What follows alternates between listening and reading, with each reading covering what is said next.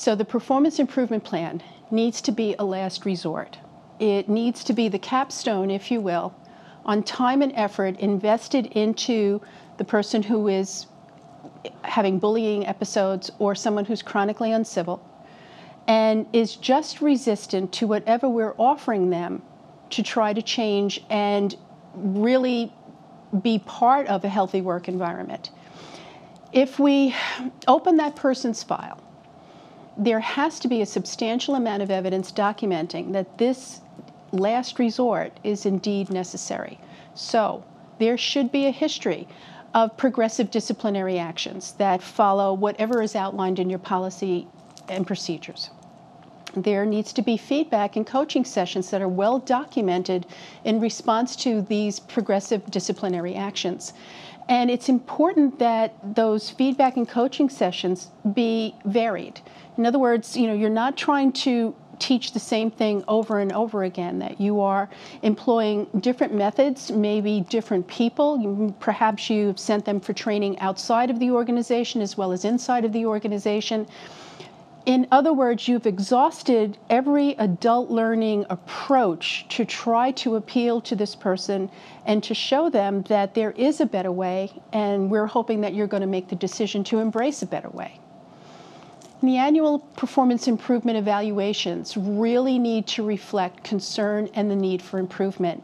You cannot back away from this moment when you're doing something on an annual basis not to memorialize that some things went well this year and other things did not. And next year can't be the repeat of that. So again, when we're talking about the lead up to a performance improvement plan, that shouldn't be any longer than 100 days. Because if someone can't improve in 100 days, they're not going to do it in 101. The background leading up to this capstone has to be more than likely over 15 to 18 months. Performance evaluations, progressive disciplinary action, coaching and feedback, training, encouragement, support, and still nothing has shifted, or some things have shifted, but it has not been sustained. It leaves us with no choice but to put a serious plan in place that, if it's not satisfied, will ultimately lead to termination. So let's talk about the framework of a healthy workplace environment. Okay, you want to make sure that you have revisited every policy, procedure, and protocol. You want to ensure that the language in each document aligns. And again, as I think I have said before, especially if there's been a lot of mergers and acquisitions where language may be different across campuses, you want to speak with a common purpose and a common vernacular. You want to ensure that there are clear examples in your organization's paperwork that demonstrates what's an act of bullying and what constitutes incivility and the difference between the two. You want to ensure that each document references the publications from the authoritative organizations in the industry, and that we're not being capricious and arbitrary here saying you don't fit into our culture. No, this is the evidence-based approach from our industry and our profession. This is what the great minds and leaders of our industry and our profession are saying is the code of conduct. You want to commit to recruiting for behavior and temperament even more than knowledge and skills. And that's a true departure. That's different. Because I bet you most of us are looking for someone who's got experience. It's always preferable. In many cases, if someone comes to you with a wealth of experience and, of course, solid skills, and you're thinking to yourself how you can fast-track their orientation and get them on board as soon as possible. But actually, the whole vetting process, the whole interview process, however it rolls out in your organization, should, sure, validate stated knowledge and validate stated skills, but you really should be using behavioral interviewing modalities that really give you insight into the person's character, into their temperament. How do they manage stress? How do they work well with others? Are they using the word I an awful lot, and somehow the word we never entered into an interview process? And then again, when you're frameworking a healthy work environment, you want to train like you're serious. All right, this requires that you are going to take those essential documents and frameworks for your healthy work environment, and you are going to train not just during the annual mandatory trainings. Those of us who have been in healthcare more than 3 years know that when you're doing your mandatories, you're not necessarily paying as much attention to what's going on. After all, how many times do you have to be asked what's race and how do I operate a fire extinguisher? We all know this stuff. So we're not necessarily valuing the unique importance of this particular piece of information. So again, my true recommendation is train like you're serious. Train on this information every 3 months. Mix it up, okay? Train in team steps using the DESC model, 1 month. Stress management, effective listening skills, maybe mindfulness, other things that you can weave in, but all of it has to be weaved back to the umbrella of creating zero tolerance and really putting out there that ours is a culture of civility and there will be zero tolerance for behavior that's not consistent with that. And then it's important to understand too that people are no longer willing to turn a blind eye. There is a sense of social awareness and a sense of participation in care where people are really becoming active and in some cases activists, so that families and patients are not tolerating behaviors that perhaps in past have been tolerated. Many of us come from the generation where, whatever the physician said was never questioned, and, the expectation from caregivers is that they were going, patients and families were going to be good patients and good families. In this day where we have consumerism and information and people are, aware of much more and can research much more is expected. So people are reporting bad behavior. People are reporting that the physician chewed out the nurse and, if he doesn't care for the nurse and can't work well with that nurse, how is he going to care for my mother? If the nurse isn't respectful of the nursing assistants or back and forth, then, where is my mother in the mix of this? Where is my child in the mix of this? And they are going to administration or any other forms or methodologies of being able to report their discontent with the fact that there is disruptive behavior in the presence of their patient and loved one, and that it cannot be tolerated and they want something done about it. And in those extreme cases, some people are actually making cell phone recordings and videos. I haven't seen too much up on social networking yet, but I imagine it's in the future. So I like this phrase, that bullying may be more appropriately considered a form of organizational defiance rather than simply a form of interpersonal conflict. And you can really hold someone accountable to committing organizational defiance if you've done the prep work, if you've done the review of your policies and procedures, if you've made sure that they're all referenced correctly with authoritative organization references, if you've made sure that you're committing to a culture of civility by, in-servicing and training your people on a quarterly basis so that you're really driving home the point, you are serious about this, and departure from this will be viewed this day forward as a source of defiance. And you can't be successfully employed in this organization if you are going to participate in organizational defiance. So when you're giving the performance improvement plan, it's going to be difficult. You know this better than I.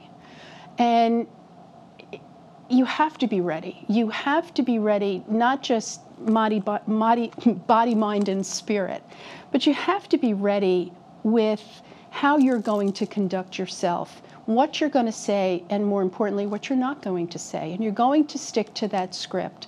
So again, this is a time where you're collaborating with your HR professionals and administration, but you have to do good self-talk. You know this person by now, probably more than you care to, and you know how they're going to come back and how they're going to manipulate and perhaps how they're going to go to tears or how they are going to escalate.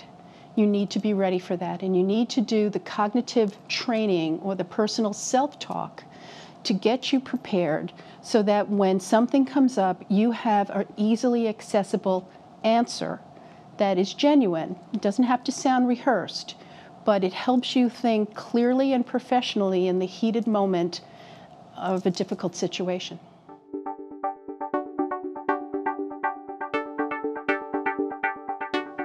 So, implementing that performance improvement plan. So again, the reasonable time frame for this is 100 days. If they can't improve in 100 days, 101 is not going to make a difference. You want to ensure that there are regularly scheduled meetings along the way of the 100-day path where you have touch points with this person, or someone has touch points with this person, to kind of gauge, well, where are you? And to give very objective, humane feedback. Consistency and sustainability is going to be the two key words. Yes, we see, as always, you change for a little bit, but then you seem to revert right back. Those things have to be clearly stated and clearly documented if indeed this person just doesn't seem to be able to get it. But here's an approach that I want you to embrace, and it's especially when you're dealing with the bullies. Narcissists have a gift for nagging. They will wear you down. They will argue and argue and argue and then talk over, through, contradict themselves, want to go with this approach, that approach. Well, how about we try this? It is exhausting. And let's face it, if you've done the due diligence documentation of 15 and 18 months already, you don't need this. And it's not appropriate, nor should it be condoned. Which is why I'm going to ask you to set boundaries and be ready for the pushback. And I'm also going to ask you to suspend your open door policy to your personal access for this person for the 100 days. In other words, you're going to weave in touch points where you might be meeting with this person every month, 2 weeks, 3 weeks, every month, whatever the case may be. And you're going to give them feedback. Because I promise you, once you start the performance improvement plan, they will be at your door every day, every other day, stopping you in the hall,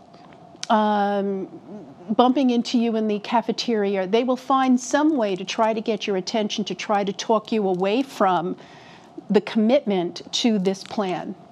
And they will try to wear you down and try to wear you down because that technique has worked for them in the past with others.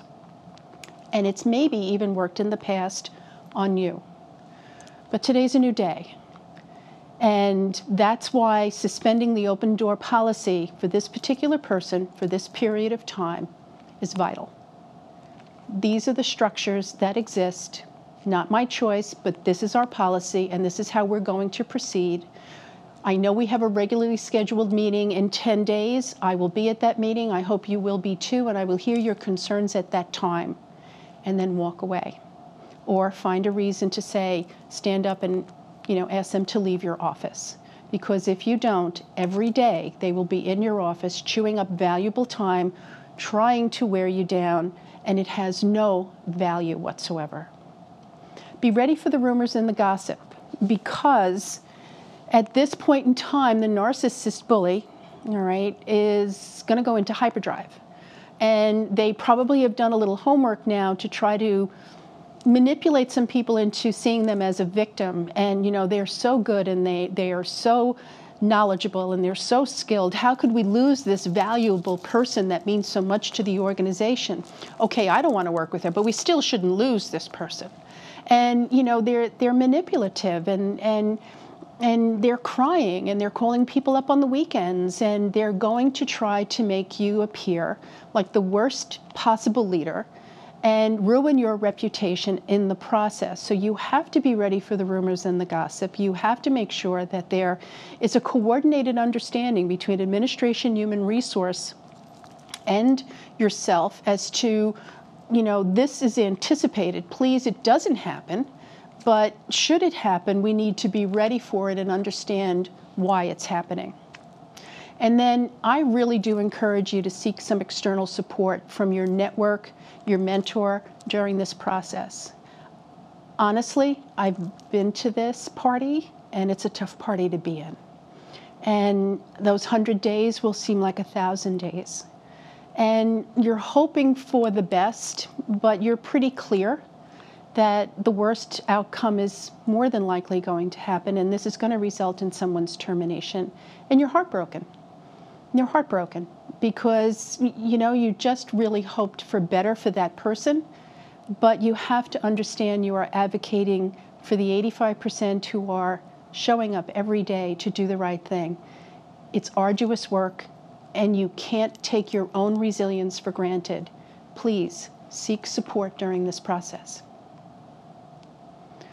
The bottom line is, disruptive staff members present chronic distractions to the mission of the organization, the operation of your department, and it really undermines a healthy work environment.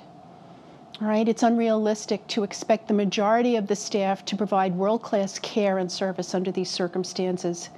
And, you know, it's an innately challenging role that we're all in to begin with. And to have to be distracted day by day because of disruptive behavior in addition to the heroic work most of us are doing day in and day out is really wrong. So again, if ultimately this person is terminated, it's not a failure of your team. It's the choice that they made.